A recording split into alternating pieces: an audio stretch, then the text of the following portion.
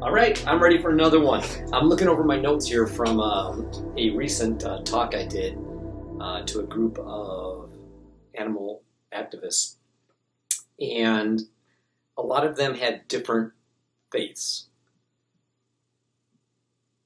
I encourage them that during their vegan outreach, it's not the time for an atheist, a Buddhist, a Hindu, a Wiccan, a pagan to share their problems with the Christian scriptures. If you have them, great, no problem.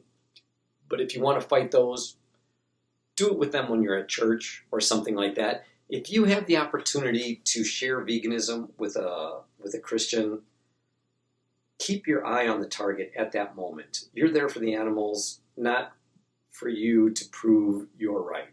Just like I think I'm trying to. It's very hard for me to dance on this fence here. I don't want to turn my channel into, an evangelical channel. I mean, I am a Christian. I believe in Christ. I believe he walked on water, the whole 9 yards. That's me. I'm there. But that's why you guys come to me, to hear what Christians believe.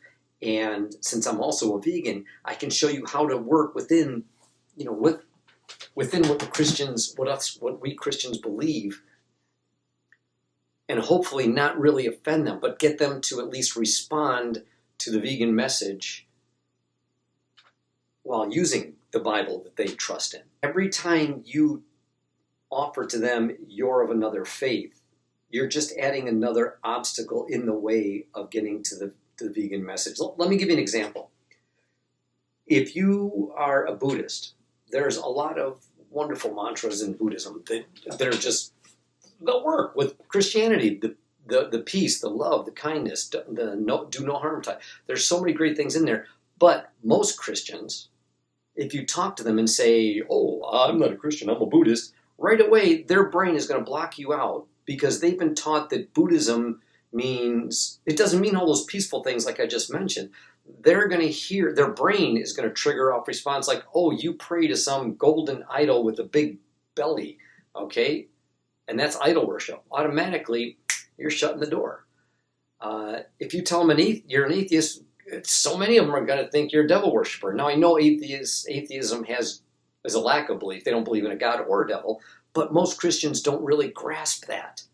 They're going to think you worship the devil. Or same thing if you say you're pagan or Wiccan. They're going to think you're a witch, that you belong to some satanic cults. That's what they're thinking. So when you say, hey, I'm here to talk about animals, and they say, well, I'm a Christian, God said we could eat animals, you go, well, I'm a Wiccan, and I believe, they're like, boom. Okay, you've got to now break down this barrier before you can get back to that vegan thing. If you would have just continued on, you don't have to share your faith. Keep it to yourself. I mean, if you feel that you are not being true or being dishonest and you have to share it, then go ahead and share it. But again, you come to me because you want to know how the Christian thinks, how to get veganism to the Christian. And I'm telling you that from my experience and working with the activists I work with, you'll get much farther in your conversation if you just kind of keep on target. Veganism's a target. Keep your distrust or your dislike of the Christian scriptures to yourself. Again, only if you feel comfortable with it. This is just my suggestion. And give it your best shot. Hopefully that'll just be a little reminder. Keep your eye on the target. All right?